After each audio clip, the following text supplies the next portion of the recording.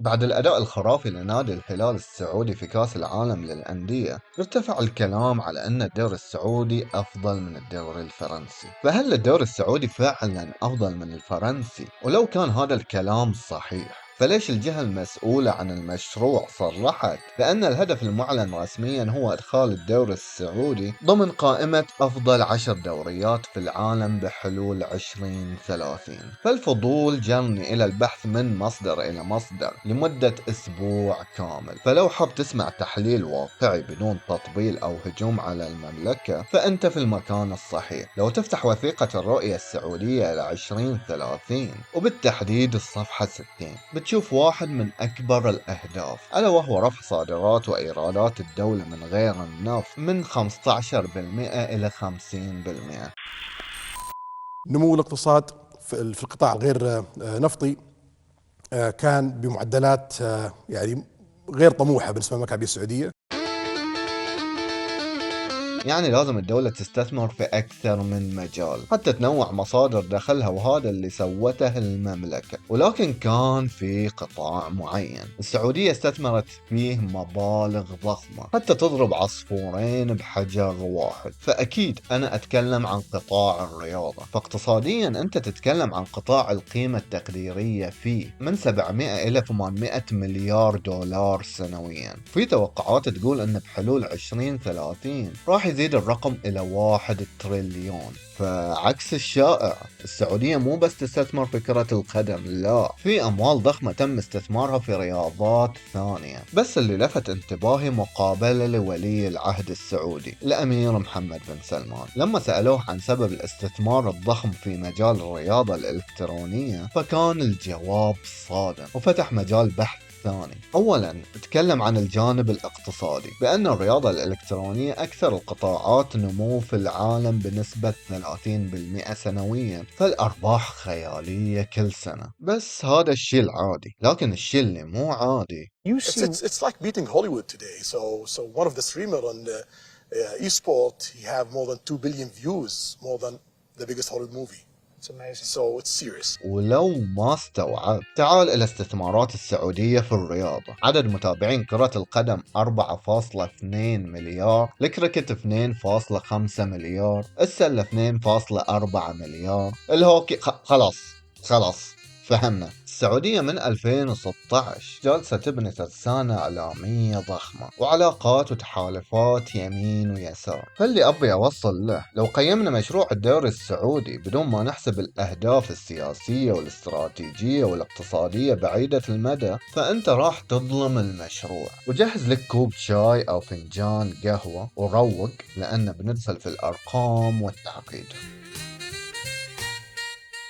هدف الدوري السعودي المعلن من قبل القائمين عليه مثل ما قلنا سابقا انه يكون من ضمن افضل 10 دوريات في العالم بحلول 2030. فاول صدمة لي كانت ان شركة 21st جروب خلت ترتيب الدوري السعودي 53، وترتيبهم يعتمد على تقييم الدوري كمنظومة كاملة من فرق ولاعبين وبنية تحتية وغيرها واجد امور، يعني المنتج النهائي كامل. وعلى فكرة هالشركة هي اللي تنظم جدول مباريات الدوري السعودي عبر خوارزمية معقدة لتحقيق أفضل استفادة اقتصادية وفنية ممكنة. ولو رحنا لموقع اوبتا اللي يعتبر من أشهر وأقوى مواقع الداتا، فترتيب الدوري هو 29 على العالم. حسب موقع جلوبال فوتبول رانكينج فترتيبه 31. فشنو المشكلة اللي تواجه الدوري السعودي وتخليه في هذا الترتيب الظالم بعد كل اللي صار؟ أجيك بالبيت أدمر وجهك، والله أدمر وجهك. فنروح إلى أول مشكلة، الحضور الجماهيري. شوف، متوسط الحضور الجماهيري لكل مباراة في الدوري السعودي هو 8345 ألف مشجع، وهذا الشيء يعتبر كارثة، لأن أنت بعيد عن أرقام الدوريات الخمس الكبرى ب4 إلى 5 أضعاف. وحتى دوري الدرجات الثانية للدوريات الخمس الكبرى حضورهم كلهم أعلى من الدوري السعودي، باستثناء الدوري الفرنسي. القم يا الهطف. ولا تستهين بالحضور الجماهيري، لأنه يشكل 20% من دخل بعض الأندية. فوق هذا يخلي الرعاة يدفعون أكثر، والبث التلفزيوني ترتفع قيمته. ولو بتبيع النادي، في أول شي بيشوفه المستثمر هو الحضور الجماهيري. فلهذا السبب المواقع الخاصة بتقييم الدوريات تأخذ متوسط الحضور الجماهيري بشكل جدي للغاية. طيب وش الرقم المنطقي اللي المفروض الدوري السعودي يوصل له؟ عشان الكلام ما يكون مجرد توقع أو هبد، سويت مقارنة دقيقة شبه دقيقة بين كل الدوريات اللي تصنيفها أعلى من الدوري السعودي، وركزت على عاملين: نسبة امتلاء الملاعب مقارنة بحجمها الفعلي، ومتوسط الحضور الجماهيري قياسا بعدد سكان الدولة. فوصلت لاستنتاج معين: الرقم الواقعي اللي المفروض الدوري السعودي يوصل له يتراوح بين 15 إلى 20 ألف مشجع في المباراة الواحدة. يعني أكثر من الدبل. يعني مستحيل نوصل؟ لا، في جلتش في الموضوع. لو بتلاحظ قدامك في أندية معدل حضورها مقارنة بسعة ملعبها يعتبر عالي، فمجرد تطوير سعة الملعب راح يكون هناك قفزة هائلة في الحضور. ولو تبي مثال حي، فمتوسط حضور جماهير الأهلي والاتحاد قبل ملعب الجوهرة كان بين 8000 إلى 9000، وبعد الجوهرة ارتفع بين 16000 إلى 38000. يعني حل الموضوع سهل؟ لا، الملاعب الحديثة والمكيفة والكبيرة جزء من الحل، لأن المشكلة أعمق وأكبر. فمساحة السعودية أكبر من هالدول ب3 إلى 10 مرات، فالتنقل صعب جدا مقارنة في أوروبا. وغير أن ثقافة ارتباط النادي بالجمهور في أوروبا هي ثقافة كرست لأكثر من 100 سنة، واللي يشوف وثائقي نادي ريكسهام بيفهم شنو أقول. ولا ننسى أن عندهم مشجعين من السياح نسبتهم كبيرة، بس هدول المشاكل ولا شي قدام هالمشكلة اللي راح انسب فيها، بس لازم اقولها. القيمة السوقية لآخر 4 أندية في البريمير ليج أكثر من القيمة السوقية لل4 الكبار في الدوري السعودي. لهذا السبب الحضور في المباريات اللي بين آخر ترتيب أو منتصفه يكون عالي. بس الدوري السعودي، وللأمانة ما تقدر تلوم الجمهور، لأن الفجوة في الدوري السعودي كل ما نزلت تكبر بشكل رهيب. الفرق بين حضور أول نادي وآخر نادي هو 24 ضعف تقريبا، بينما في الدوري الإسباني الفرق بين أول نادي وآخر نادي 6.5، والإنجليزي 6.6، والإيطالي 6.8. اللي تستنتجه أن فارق الجودة بين الأول والأخير كبيرة جدا، فحتى تكون بين أفضل 10 دوريات لازم يقل هذا الفرق. هذه خريطة السعودية، وتنقسم إلى 13 منطقة إدارية، وأكثر منطقتين فيها عدد سكان هي المنطقة الإدارية مكة المكرمة والرياض. وأكبر ناديين في مكة وبالتحديد في مدينة جدة هم الاتحاد والأهلي، وأكبر ناديين في منطقة الرياض هم النصر والهلال. فاللي صار، المسؤولين قرروا يتبعون سياسة الهرم، خلوا هالأندية ال4 في قمة الهرم حتى يشكلون أندية التوب 4، فغيروا ملكيتهم من وزارة الرياضة إلى صندوق الاستثمارات العامة السعودي. في السلم اللي تحت بنشوف أندية مثل القادسية ونيوم والعلا والدرعية، وهالأندية تم تغيير ملكيتهم من وزارة الرياضة إلى هيئات وشركات حكومية. السلم اللي تحت باقي أندية الدوري لحد الآن ملكيتهم إلى وزارة الرياضة. فاللي صار أن أندية التوب 4 جابت لاعبين عالميين إن شاء الله. وهذا اللي خلى الدوري السعودي ترتفع قيمته التسويقية إلى أكثر من 900 مليون يورو، ويصير في المركز العاشر عالميا من ناحية القيمة السوقية للاعبين.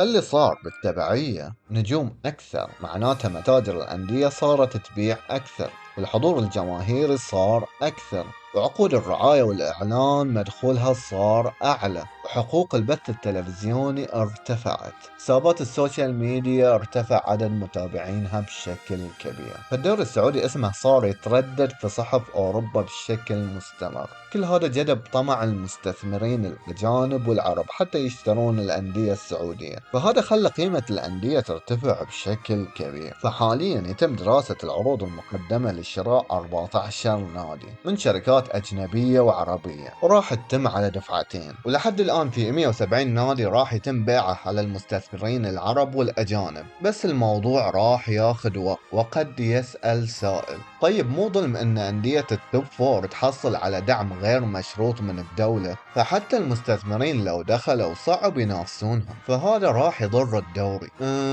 شوف، أنا كدولة لما أجي أستثمر في كرة القدم بديهي راح راح أبني استثماري على العلامات التجارية الأقوى، إرث وبطولات وقاعدة جماهيرية ضخمة وبنية تحتية محترمة. فطبيعي أخلي هالأندية واجهة استثماري، فهو استحقاق تاريخي لما قدموه هذه الأندية. وصدق كلامك إنك تنافسهم شيء صعب ومستحيل، بس هذا الشيء راح يفيد الدوري، إن هالأندية اللي تحت راح تقتل نفسها حتى تنافسهم، فالمستوى العام راح يرتفع. والشيء ثاني، هالأندية صار تطوير في أكاديمياتها بشكل كبير، وقريب راح يصير تنافس مو طبيعي على المركز الأساسي، فراح تفرغ لاعبين الكواليتي مالهم عالي وبمبالغ قليلة. واللي بيصير بالتبعية أندية الوسط بتفرغ على اللي تحتها، واللي تحتها بيفرغون على الدرجة الثانية والثالثة وهكذا. فهذا الشيء اللي يصير في أوروبا. فالهرم هو شر لا بد منه، فالعدالة والمساواة هي الاستهلاك الإعلامي فقط. فآسف على الصراحة. فمشكلة فارق الجودة بين الأول والأخير مو بس راح تنحل، لا، أنت تخطيت هالمرحلة، حتى أندية الدرجة الثانية راح تكون أقوى. فهذا الحل الأول اللي قامت فيه المملكة. الحل الثاني كان تكرار التجربة الألمانية. ألمانيا من أكثر الدول اللي استفادت من تنظيم كأس العالم في بلدها، فهي صرفت 3.7 مليار يورو على تطوير المواصلات لتسهيل التنقل بين الملاعب، وغير العمل على تطوير 12 ملعب بين تجديد أو إنشاء من الصفر. وبعد كأس العالم تم إعطاء هذه الملاعب إلى الأندية الألمانية، والنتيجة جهز روحك للصدمة. ارتفع متوسط الحضور الجماهيري في الدوري من 30 ألف متفرج إلى 45 ألف متفرج في المباراة، يعني أعلى من الدوري الإنجليزي والإسباني والإيطالي. فالسعودية قاعدة تكرر نفس تجربة ألمانيا، بس اضربها في 10، يعني 15 ملعب بين إنشاء وتجديد. تصميم الملاعب تحسسك أنك في فيلم بليد رانر أو داخل لعبة سايبر بانك. تقارير تقول أن راح يتم إعطاء بعض الملاعب للأندية، وبعضها عندهم خطط ثانية لها، حتى ما تتكرر تجربة البرازيل وجنوب أفريقيا في الملاعب المهجورة. وبالنسبة للبنية التحتية، كأس العالم بيتم في 5 مدن، حتى يسهلون التنقل راح يتم ربط هذه المدن بشبكة قطارات عالية السرعة وشبكة داخلية من الحافلات تخدم أكثر من 900 ألف راكب يوميا، وغير التطوير في الطيران اللي بيزيد حركة النقل الجوي بمقدار 3 أضعاف. فيعني السعودية حلت مشاكل الملاعب والحضور الجماهيري. فالدوري السعودي بعد 2034 هو مختلف اختلاف كلي عن ما سبقه. الدوريات اللي تصنيفهم أقل من الدوريات الخمس الكبرى، مثل الدوري الهولندي والبرتغالي والبرازيلي والأرجنتيني، هذول ما عندهم رفاهية عوائد البث التلفزيوني أو العقود والرعايات والإعلانات الضخمة مثل الخمسة الكبار. فحتى يخلصون الفجوة المالية، شوفهم يعتمدون على تطوير الأكاديميات أو شراء مواهب من دول ثانية وبعدها يبيعونها بمبالغ ضخمة للأندية الغنية. طيب، إيرادات الدوري السعودي حاليا وين موقعها من الإعراب؟ حاليا إيراداته أقل من هالدوريات، بس خلنا نتفائل، لأن الهدف الرسمي إلى 2030 هو الوصول إلى 432 مليون يورو إيرادات سنويا، وهذا المبلغ أقل من إيرادات الدوري الفرنسي وبفارق كبير جدا. شكرا على الإحباط. فشنو الحل للدوري السعودي؟ أولا، صندوق الاستثمار السعودي يواصل دعمه لأندية التوب فور اللي يمتلكها ولمدة طويلة جدا جدا. هو ظلم لباقي الأندية، بس الظلم ضروري ولمصلحة الدوري. وهذا الشيء مهم، لأن مشكلة الدوري الفرنسي إنه يشبه نموذج الدوري الألماني في البطل الواحد. فاستراتيجية التوب فور راح تكون نقطة تميز للدوري السعودي على حساب الدوري الفرنسي. والشيء الثاني اللي المفروض يصير هو تكرار التجربة الفرنسية. شوف، النموذج الفرنسي في تطوير الأكاديميات هذا ما كان شغل يوم وليلة، من الثمانينيات وهم يأسسون ويركبون حجر فوق حجر، لين جاهم كابوس 1994 ما تأهلوا لكأس العالم. ومن هنا بدأت قصة فرنسا الجديدة. ما قعدوا يتحلطمون، لا، زادوا الأكاديميات في فرنسا بشكل جنوني، وتطوير منهج تدريبي واحد يمشي على كل الأكاديميات، وأخذوا شنطهم ومشوا صوب أفريقيا، فتحوا أكاديميات ووزعوا كشافين بكل شبر في أفريقيا، وعملوا اتفاقات مع وكلاء أعمال أفريقيين حتى يخطفون أي موهبة قبل الكل. والنتيجة الفرنسيين غرقانين مواهب، أرقامهم تقولك أن عندهم فوق 400 لاعب ناشطين في الدوريات الخمس الكبرى. يعني لو يبون يقدرون يسوون 3 منتخبات تنافس على كاس العالم، مو بس تكملة عدد. فالدوري الفرنسي قاعد يجني ثمار 45 سنة من التطوير. فشنو سوت السعودية في هذا الملف؟ للأمانة في تحركات ممتازة. نادي ليفربول افتتح 7 أكاديميات في الشرقية والرياض وجدة، وقبلها نادي اليوفي في 2019 افتتح 3 أكاديميات في السعودية، ونادي ساوثهامبتون أعلن شراكته مع ستار أكاديمي في القطيف لتطوير المدربين واللاعبين. وعلى مستوى الأندية المحلية، الهلال ما كان يمتلك أكاديمية قبل 2019، بس كان يمتلك فريق للفئات السنية. لكن كل شيء تغير من 2019 إلى اليوم، افتتح 15 أكاديمية، وشفت مصدر يقول أنها 18 أكاديمية، ما أدري بالصراحة. بس في هالفترة من الافتتاح إلى نهاية 2024 نجح بتحقيق صافي ربح يقارب 2,000,000 يورو من الأكاديمية فقط، ونجح في ضم أكثر من 200 لاعب من الأكاديمية إلى الفئات السنية. بشكل عام كل التقارير تقول أن في شغل جبار على تطوير الأكاديميات والفئات السنية من كل الأندية تقريبا، سواء من البنية التحتية إلى الكوادر إلى الورشات داخل وخارج البلاد. وحاليا يوجد أكثر من 600 أكاديمية في السعودية. وحتى يضمنون عدم التهاون في مشروع الأكاديميات، تم إلزام كل الأندية على وجود 8 لاعبين من خريجين الأكاديميات في كل نادي بحلول موسم 26-27. فهذا الملف كمرحلة أولى 10 من 10، وخل 1000 خط تحت كلمة مرحلة أولى. فأنت حرفيا تحتاج تشتغل 20 سنة على هالقطاع حتى تشوف النتائج. وفي الأخير بس كم كلمة ودي أقولها وأختم. الدوري السعودي حاليا كمستوى من أفضل 10 دوريات، حتى لو ما كان هذا الشيء رسمي في الترتيبات العالمية. وهذا الشيء طبيعي لأن في اعتبارات أخرى غير المستوى. فالمسألة مسألة وقت فقط حتى يتغير الترتيب الرسمي. وخل في بالك مو بس السعودي يشوف هذا المشروع كحلم وشيء مثله ويفخر فيه، لا، أغلب العرب متعاطفين مع هالمشروع ودهم يشوفونه في القمة، ويحقق الحلم المستحيل بتحقيق الاستدامة المالية اللي بتخليه يستقر بين كبار أوروبا. لكن من الظلم أن نستعجل النتائج. فالاحترام مو للدوريات الخمس الكبرى بسبب عقدة الخواجة أو غيرها من الأمور، الاحترام لهم بسبب الوقت فقط، الوقت اللي بدلوه في التطوير والعمل. فحتى تتفوق عليهم أنت محتاج الوقت. وبس هذا اللي عندي، وسلام.